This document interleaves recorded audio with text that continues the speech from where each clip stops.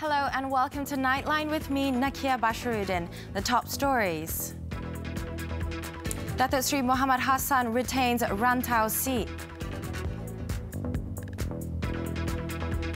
And Sultan Ibrahim to appoint new Johor Mentri Besar on Sunday.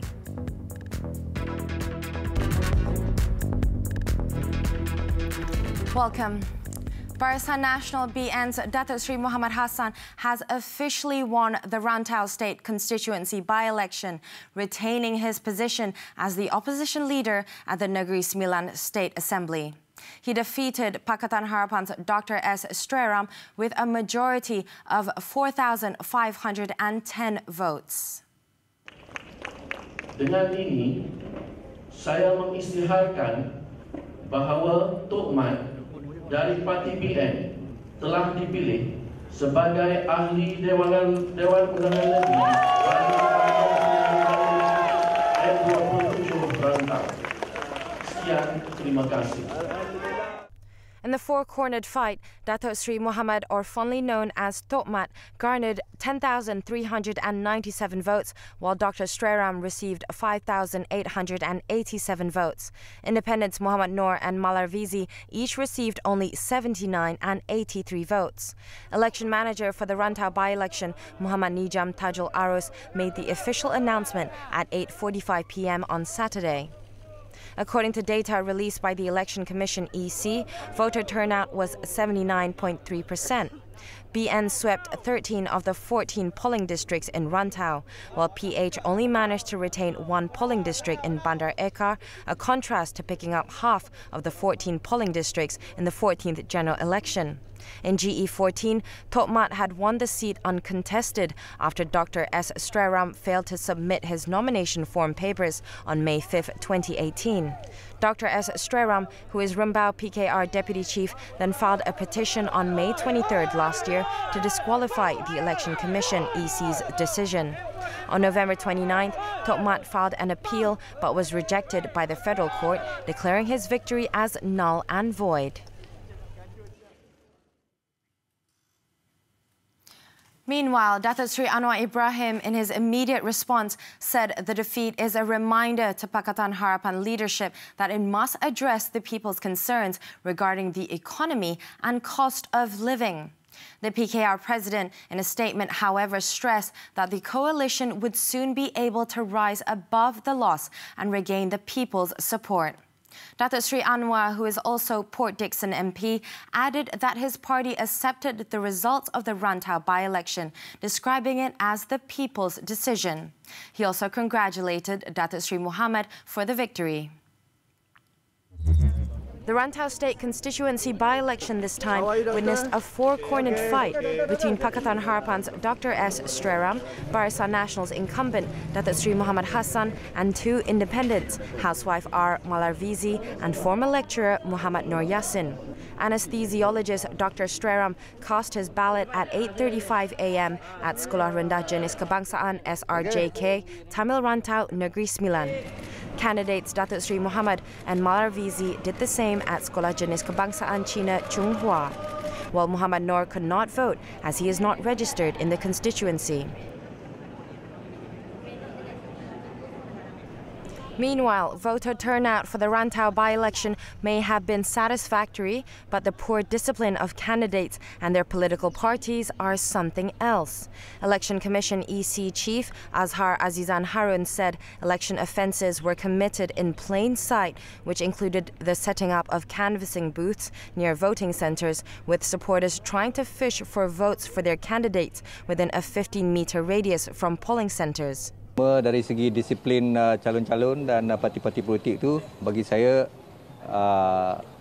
agak kurang memuaskan kerana barung-barung panas masih dibina, dan walaupun saya sendiri suruh berhentikan, mereka berhentikan 15 minit, kemudian minit ke-16 dah mula balik.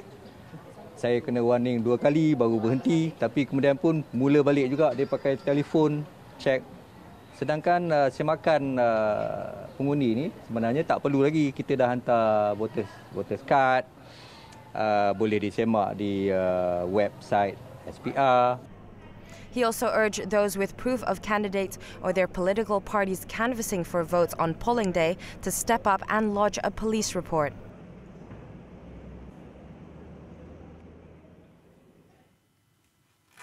All Pakatan Harapan service centres nationwide must play a more proactive role by serving as a one-stop centre and help connect the people with services offered by the government. Deputy Prime Minister Datuk Sri Dr. Wan Azizah Wan Ismail said the service centres, operated by either a Member of Parliament or State Assemblyman, has to offer additional services that would benefit the people in their constituencies. Speaking at the opening of the Besar Community Centre in Pahang on Saturday, Datuk Sri Dr. Wan Azizah said it is the responsibility of the elected representatives to ensure their centres serve the local community. Jadi hidupkanlah pusat khidmat dengan aktiviti-aktiviti bukan saja santai tetapi juga ilmiah. Orang yang ada ilmu ni lebih baik. Agar kehadiran kita sebagai kerajaan baru ini memberikan satu impact dirasa oleh mereka-mereka yang mengundi kita dan mereka juga yang tak mengundi kita supaya mereka beralih dan mengundi kita insya-Allah. Datuk Sri Wan Azizah, who is also the Women, Family and Community Development Minister, urged all quarters to work with her ministry and help enhance the well-being of the people, especially the B40 group. She stressed that those belonging to the B40 group must be helped, as poverty could lead to other social problems. In concluding her one-day work visit in Pahang, Datuk Sri Dr. Wan Azizah attended the state's Meet the People or Santuni Rakyat program. In her speech, the Deputy Prime Minister said only 513,519 people with disabilities, OKU, have registered with the nearest Social Welfare Department, compared to the total number of the community estimated at 4.86 million nationwide. Dengan populasi negara lebih kurang seramai 32.4 juta, dianggarkan 4.86 juta daripada rakyat Malaysia adalah daripada golongan OKU. Oleh itu, jika berdasarkan anggaran oleh OKU, masih lagi ramai golongan OKU di negara ini belum mendaftar. She said the statistics given by the WHO is based on the organization's estimate that 15% of a country's population comprise of people with disabilities. If this is true, she said the number of OKU that have registered as at December 31st, 2018 is still very low at only 1.58%. Datuk Sri Dr. Wan Azizah therefore urged OKU and their caretakers to immediately register at the nearest social welfare office, as registration is not only to obtain financial or welfare assistance, but the data ensures the needs of the OKU can be used by the government to develop policies, implement improvements, as well as prepare future initiatives for them.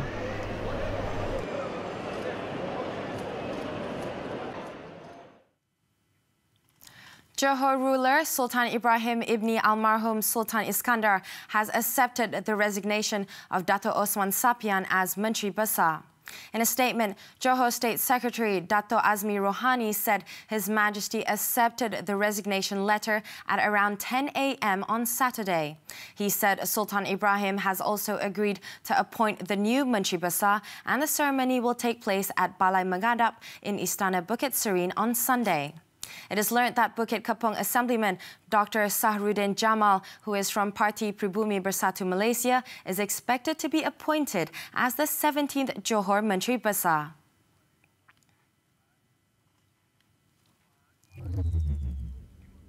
Earlier, the Sultan of Johor, Sultan Ibrahim Almarhum Sultan Iskandar, granted an audience to outgoing Johor Mentri Besar Dato' Osman Sapian at the Istana Pasir Pelangi in Johor Bahru.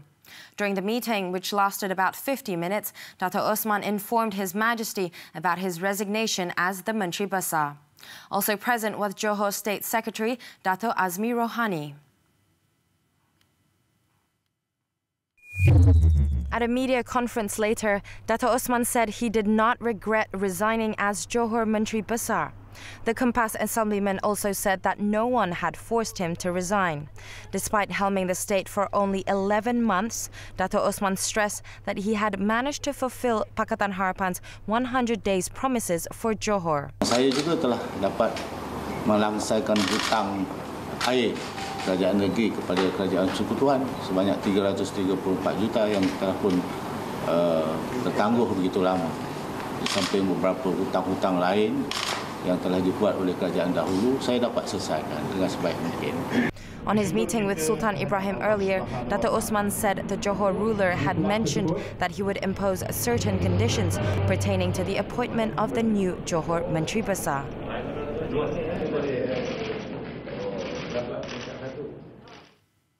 It may not have been found during police raids last year, but the much talked about pink diamond allegedly linked to Datin Sri Rosmah Manso certainly showed up in money trails.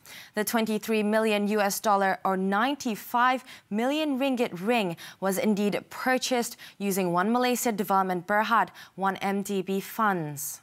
In a statement released on Saturday, Bukit Aman's head of the Anti-Money Laundering Division, SAC, Datuk Khalil Azlan Chik, said the money trail revealed that the purchase transactions also involved a jeweler in New York. The statement referred to the denial by former Prime Minister Datuk Sri Muhammad Najib Tun Razak's wife regarding the purchase.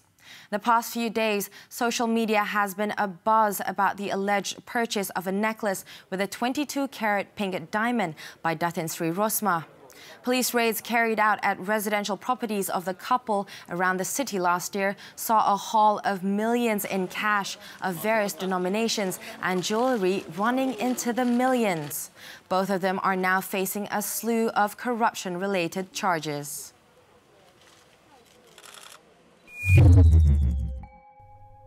In Perak, police have mounted another search involving a 170-strong police team aided by personnel from the Fire and Rescue Department and Civil Defence Force for Muhammad Ashraf Hassan, who went missing during the Gopeng Ultra Trail 2019 on March 23rd. Previously, some 800 volunteers had mounted a search for the 29-year-old runner, popularly known as Achap, but were unsuccessful. The official search and rescue operation to find him was called off on March 30th, but the Fire and Rescue Department has been continuing the search, albeit on a smaller scale. A Vietnamese woman accused of killing the half-brother of North Korean leader Kim Jong-un will walk free on May 3rd. On April 1st, Duan Thi Huong pleaded guilty to causing injury after prosecutors had dropped the murder charge against the 30-year-old. She was handed a 3-year and 4 months jail sentence effective from the date of her arrest in February 2017. Duan had always maintained that she and another Indonesian suspect were innocent pawns in a plan hatched by North Korea and believed they were carrying out pranks for a reality TV show. 4 North Koreans who were spotted at the airport but later fled after the assassination were said to be the real masterminds of Jong Nam's murder.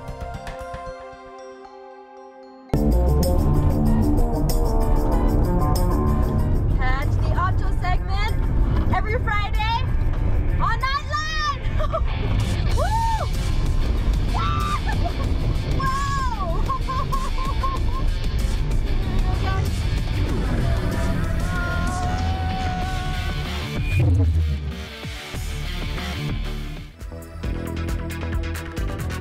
We're going for a short break. Stay tuned for Nightline's Campus on Cam segment. Don't go away.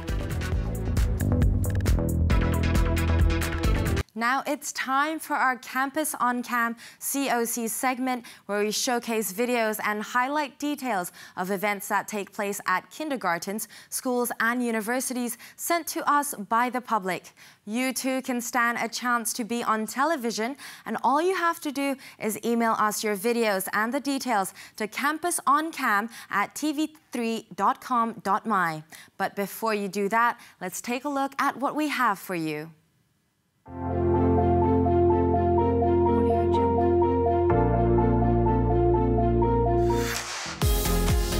Sekolah Kebangsaan Subang Bestari II in Subang, Selangor held its 6th Sports Day recently. The event kicked off at 9 a.m, officiated by Navin K. Rasya, Political Secretary to Sungai Buloh MP R. Sivarasa, and ran for about 6 hours. In his speech, Navin, on behalf of Sivarasa, also announced a 30,000 ringgit allocation to repair and improve the school fence. This year's Sports Day was different from the years before, after the school decided to have a theme, and this time it was oil and gas industry. The students were dressed in colorful attires representing 4 oil and gas companies, namely Shell, Petronas, Petron and Caltex, during March past. The competition began with hundreds of students taking part in various telematch games, as well as track events ranging from a 60-meter dash to 4 times 100-meter relays. The students were thrilled to finally be able to put their practice into good use. Not only did they enjoy themselves, they also had a healthy dose of competition and exercise. Congratulations to the Greenhouse, or Petronas House, for emerging as the overall champion with 679 points. Apart from celebrating the success of the event, the school headmaster, Mad Hishamuddin Mad Yaakob, said the school also looks forward to the other events stacked up throughout the rest of the year. Intech Education College has launched an eye wellness campaign at their campus in Shah Alam. Organized by the Counseling, Wellness and Welfare Unit, the campaign aims to promote healthy lifestyles among students and stakeholders. 6 private hospitals, namely KPJ Selangor, Columbia Asia, Metro Plaza, Kajang Plaza and professional Muhaya eye experts participated in the event by giving free health screenings for the students. And in line with the campaign, a few other activities will also be conducted throughout the year to promote healthy lifestyles. Among the activities are I Walk and Run with Invisible Illness. Videos and photos that promote mental health awareness will also be distributed to the students.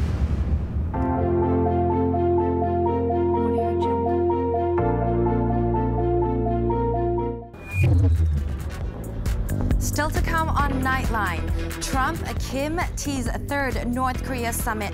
Do stay with us.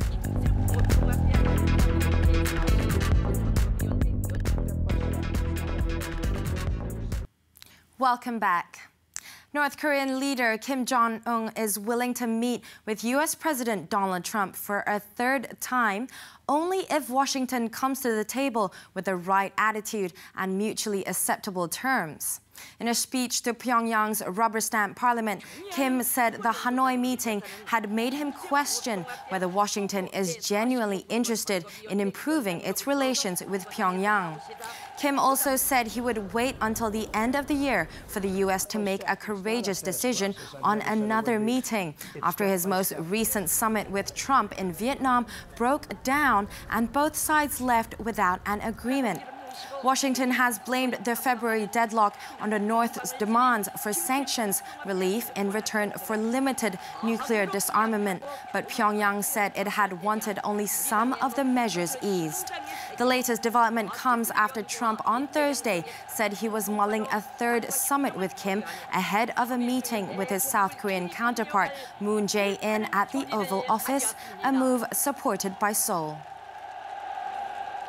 It happened, and it's step by step. It's not a fast process. I've never said it would be. In Indonesia, probes are underway after the discovery of thousands of stray ballots in Malaysia, which may affect the fairness of the elections. The General Elections Commission, KPU, has deployed a team to Malaysia to investigate 20,000 ballots marked in favor of Indonesian President Joko Widodo near Kuala Lumpur.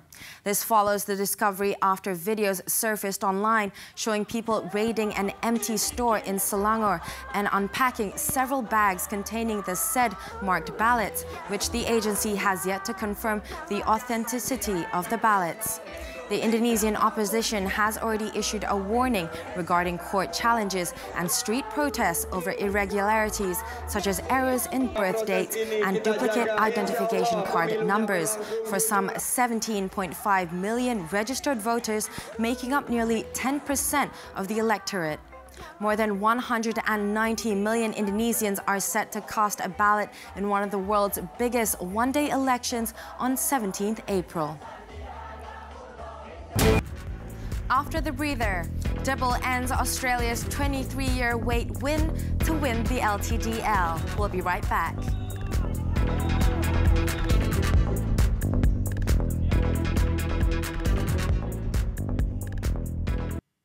We're back with sports, cycling, the 2019 Le Tour de Langkawi. Benjamin Dibble ended Australia's 23-year wait to win the LTDL yellow jersey, or overall winner, by conquering the 8th stage tour with a total distance of 1,225.8 kilometers.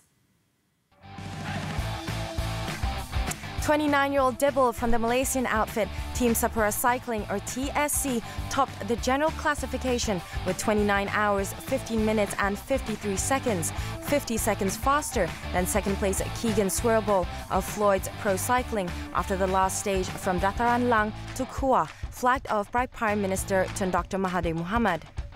The LTDL honour is Dibble's third career victory after having won the International Tour de Banyuwangi Ijeng and the Princess Maha Siridon Cup Tour of Thailand last year. In Saturday's 103.8-kilometre Stage 8, Dibble secured 24th place in the same bunch as race winner Marco Benfato from Androni Giocattoli Sidermec. The Italians' sprinting power seemed to be unstoppable, as it was the 4th straight stage win in 2019 LTDL for Italians through the victories of Matteo Palucchi from Androni Giocattoli Sidermec and Simone Bevilacqua from Neri Sotoli Cell Italia KTM. Australian Blake Quick from St. George Continental Cycling Team finished second, while Matteo Palucchi came in third in Saturday's stage. Dibble's compatriot Angus Lyons Oliver from Real Good Racing won the red jersey as the King of Mountain with 59 points, while American McCabe won the green jersey as the King of Sprint with 91 points. Kazakhstan's Vadim Pronsky of Vino Astana Motors claimed the white jersey as the best Asian rider.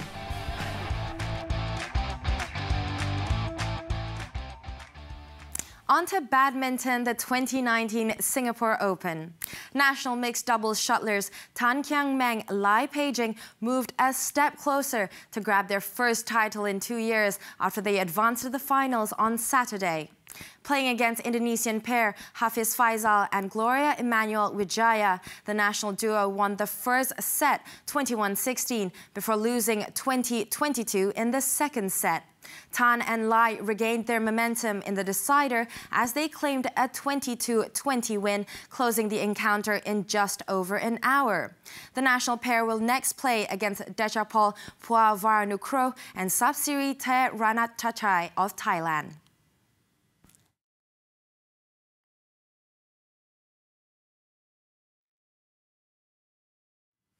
With that, Nightline comes to an end this time around. We'll leave you with the visuals of a huge street water fight in Myanmar, which is celebrated to mark the start of Ting Yang's New Year Festival. With that, I'm Nakia Basharuddin. Thank you for tuning in.